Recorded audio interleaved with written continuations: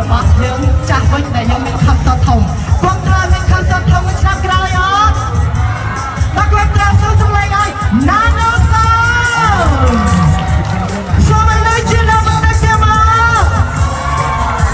បាទណាណូសូលឺហើយឆ្នាំក្រោយបងខ្ញុំទៅ sponsor ឆាកធំរបស់យើងនិស្សិតបងប្អូននិស្សិតរបស់យើងគឺនៅតែគ្រប់គ្រងជាមួយនឹង Nano Sound ហើយជឿជាក់ថា Nano Sound នឹងគ្រប់គ្រងជាមួយកម្មវិធីសំខាន់របស់យើងជារៀងរាល់ឆ្នាំតែម្ដងបាទគុំចាប់ផងដែរថាបងប្អូនទាំងគ្នាដែលបានចូលរួមនៅក្នុងកម្មវិធីរបស់យើងនៅក្នុងឆ្នាំនេះគឺយើងបានទទួលសប្បាយរីករាយជាមួយនឹងវប្បធម៌ខ្មែរប្រពៃណីខ្មែររបស់យើងហើយជាពិសេសនោះយើងចេះឆ្ងល់ថាហេតុអីបានជាសាកលវិទ្យាល័យភូមិន្ទភ្នំពេញរបស់យើងនៅក្នុងឆ្នាំនេះអត់មានការធ្វើ concert ធំដោយសារតែបងប្អូនបានដឹងហើយថាបច្ចុប្បន្នប្រទេសកម្ពុជារបស់យើងទទួលនៅសង្គ្រាមមួយចំនួនដែលយើងត្រូវសារភាពស្កស្កាត់មួយចំនួនផងដែរដើម្បីជាការរំលឹកកាន់បងប្អូនកងទ័ពដែលបានបូជាគុណភាពទឹកដីកាលពីប្រទេសកម្ពុជារបស់យើងឲ្យមានសុខសន្តិភាព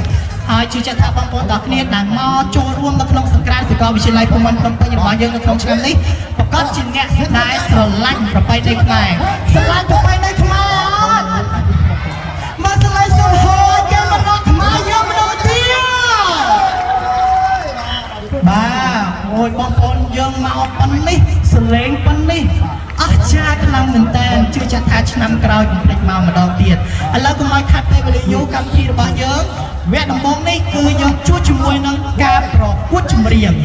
ហើយការប្រកួតចម្រៀងនេះយើងនឹងជ្រើសរើសបងប្អូនដែលបានចូលរួមនៅក្នុងកម្មវិធីរបស់យើងឥឡូវនេះខ្ញុំសូមជ្រើសរើសបងប្អូនដែលគាត់ស្ម័គ្រចិត្តនៅក្នុងការ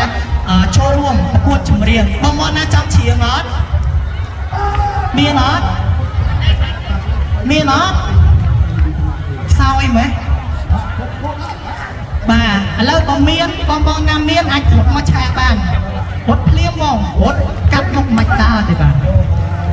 ចង់ច្រៀងមែនបាទឥឡូវនេះកុំឲ្យខាត់ពេលវេលាយូរដោយសារតែមានបងប្អូនដែលគាត់បានស្ម័គ្រចិត្តចូលរួមជាមួយនឹងកម្មវិធីរបស់យើងហើយជាដំបូងជួបជាមួយនឹងឯកជនទី1គឺកញ្ញាថនស្រីច័ន្ទដែលបកស្រាយនឹងបទចម្រៀងមួយបទដែលមានចំណងជើងថាសូមជួបបងមួយម៉ោងចុងក្រោយមុននឹងបាយគ្នាសូមសម្ដែងឲ្យ